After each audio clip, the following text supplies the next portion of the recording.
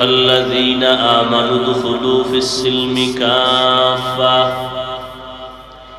ওয়া লা তাত্তাবি'উ খুতুওয়াতিশ-শাইতান ইন্নাহু লাকুম আদুউম মুবিন। ওই মুমিন, ইসলামের ঘরে পরিপূর্ণ প্রবেশ করো,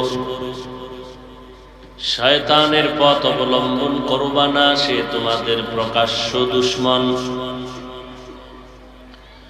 অন্য আয়াতে আল্লাহ আরো স্পষ্ট করে বলেন, ইয়া আইয়ুহাল্লাযীনা আমানু আমিনু বিল্লাহি ওয়া রাসূলিহি,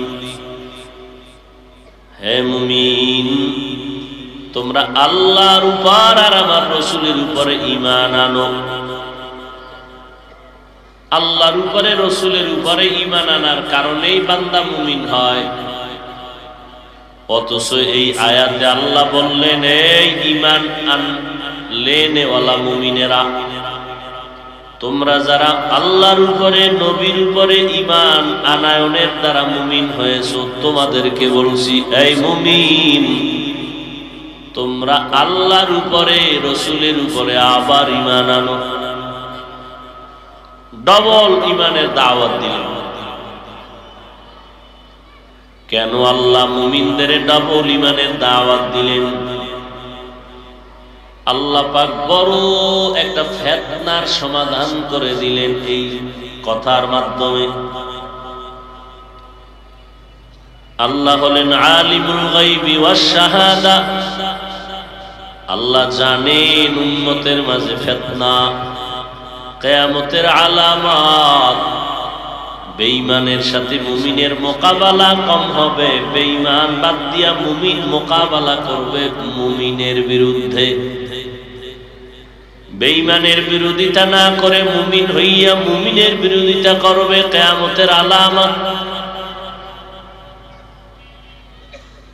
মুমিন হইয়া মুমিনের কাফের বলে গালি দিবে, মুমিন হইয়া মুমিনের সাথে দুশমনী বজায় রাখবে, বেঈমানের সাথে বন্ধুত্ব তৈরি করবে। আল্লাহ বলে, ঠিক মুসলমান মুসলমান এক মুমিন আর এক মুমিনের বিরুদ্ধাচরণ করবে, খামোখা ফিতনা ছড়াবে, সেই যুগটা বোধহয় আর একটা সেকেন্ড বাকি নাই। উলামায়ে আহলে হক পায়ে ধরে ধরে বলে, নামাজ পড়ো, সময় পেলেই কাজা নামাজ পড়ো, সময় পেলে নফল পড়ো, সময় যদি পাও কোরআন পড়ো, কোরআন যদি পড়তে না পারো কোরআনটা ধরো, কোরআনটা দেখো, কোরআনের আওয়াজ শুনো, সওয়াব। রাতে জাগো, নফল ইবাদত করো, সওয়াব।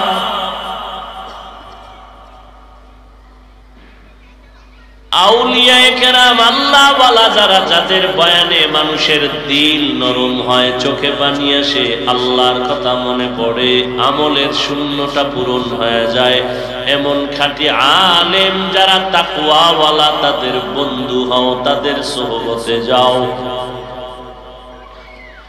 যখনই আহলে হক উলামায়ে কেরামের কাফেলা মানুষের দাঁড়ে দাঁড়ে ঘুরে ঘুরে দাওয়াত দেয়, নামাজ পড়ো, কাজা নামাজ পারলে পড়ো, নফল পড়ো, কোরআন পড়ো, কোরআন ধরো, ঠিক এই সময় আর একদল আহলে বাতিল, ইসলামের ব্যানারওয়ালারা মানুষকে আমল থেকে দূরে সরাবার ষড়যন্ত্রে লিপ্ত।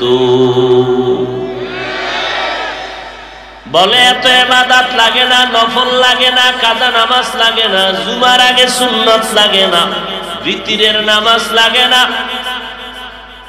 এক সময় লাগে না লাগে না লাগে না বলতে কি যে লাগবে না আল্লাহই ভালো জানেন। লাগে না বলতে বলতে বলতে বলতে বলে কোরআন শরীফও লাগে না। লাগে না বলতে বলতে একদল কয় কোনো মাওলানা লাগে না। নাই বানায় বলতেছি। লাগে না বলতে এক শ্রেণীর আশিক রাসূলেরা কয় আমগো কোনো মাওলানা লাগে না।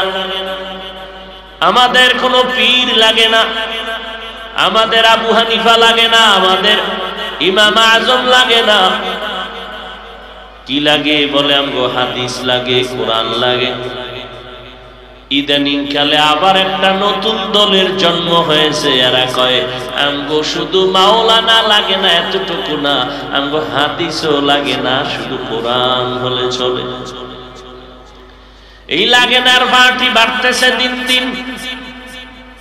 হঠাৎ মাওলানা নামের এক ভণ্ড বলে ফেললো আমগো কোরআনও পুরাটা লাগে না, পুরা লাগে না, কিছু লাগে না। বলে কেমন? কয় ওয়াস-সামা'i যাতিল বুরুজ ওয়াল ইয়াউমিল মাউউদ, এই সূরাটা লাগে না। সায়ের মনে হয় নতুন ওয়াজ না? যদি মনে করো নতুন, তাহলে তোমাকে একটা চাপাবাজি তো বন্ধ হয়েছে যে খালি পুরানোজি করি, আজকে একটু নতুনটা বুঝে যাও। লাগে না, ভার্টি কমতেছে না বাড়তেছে? নফল লাগে না, সুন্নাত লাগে না, কাজা নামাজ লাগে না, বিতির লাগে না, লাগে না পার্টি। আরেকটু এগ্রি হয় আরেক দল, এদের বস। এরা বলে আমগো কোনো মাওলানাই লাগে না। এদেরও একটা বাহিনী আমগো সমাজে অভাব নাই। এদের বস আর এক দলের আমগো কোনো মাযহাব লাগে না, ইমাম লাগে না, আবু হানিফা লাগে না, শাফিঈ লাগে না। কি লাগে? কয় হাদিস কোরআন লাগে।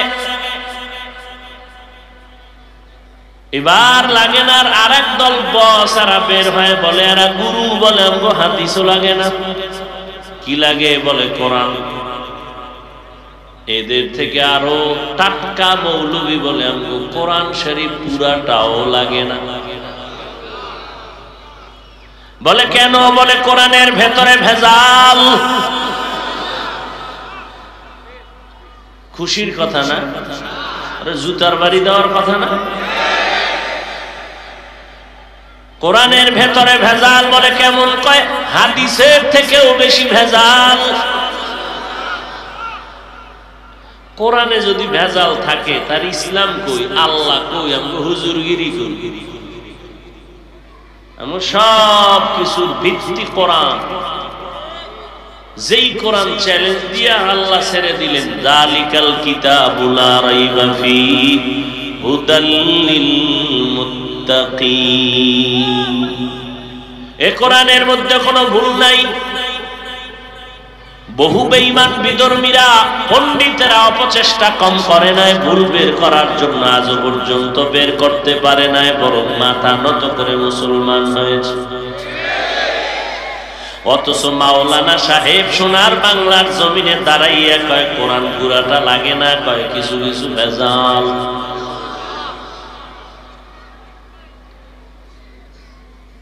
আমারে দুই কথা বলো মেনে নিব, আমার পীরকে বলো, আমার উস্তাদরে বলো, মেনে নেওয়ার চেষ্টা করব। কিন্তু আমার আল্লাহ নিয়া, কোরআন নিয়া, মক্কা নিয়া, মদিনা নিয়া, কোরআন হাদিস, নবী নিয়া, ইসলাম নিয়া যদি কোনো উল্টা পাল্টা বলো, এক বিন্দু রক্ত দিয়া হলো তার বিষয়ে কোনো ছাড় দেওয়া হবে না।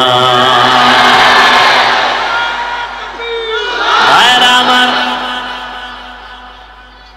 এই বয়ান সেদিন করি স্টেজে বয়া একদল মাওলানা মৌলবী, এরা কয় হাফিজ সাহেবরে দাওয়াত দিয়ে আনছি এই বয়ান শোনার জন্য। তো এইটা শুনছি পরে, আমি আলেমকে একটু সামনে নিয়ে আসলে ভালো হইতো। এগো কপালে লাল কালি দিয়া বলতাম, তুমিও রসুলের দুশ্মন। নবীরে গালি দেয়, সাহাবায়ে কেরামের বিরুদ্ধে বলে, কোরআনের বিরুদ্ধে বলে। এই কথা উম্মতকে বলিয়া ঈমান সজাগ করতে হবে না? কোন আলেম যদি বলে এটি ওয়াজ না, আল্লাহ যেন মরার আগে বিচার করে দেয়। কারণ ইসলাম ধ্বংস করার যত বাহাদুর আছে, এর মধ্যে আলেমদের একটা শ্রেণী হবে মারাত্মক খতরনায়ক, খতরনাক মারাত্মক ক্ষতিকর। আলেমের দ্বারা ইসলামের যেই ক্ষতি হবে পৃথিবীর আর কারো দ্বারা এই পরিমাণ ক্ষতি হবে। কারণ আলেম সর্বোচ্চ বিরিয়ানির মাকামে আছে। কেমন বিরিয়ানি পোলাও, এটার ঘেরান, এটা সর্বোচ্চ সম্মানের খাওন। এটা যদি নষ্ট হয় কুত্তায়ও খায় না। আলেম এত দামি, এটা যদি ভণ্ডামি করে তাহলে গাঞ্জাখোর জেনাকারের থেকেও চূড়ান্ত খারাপ হয়।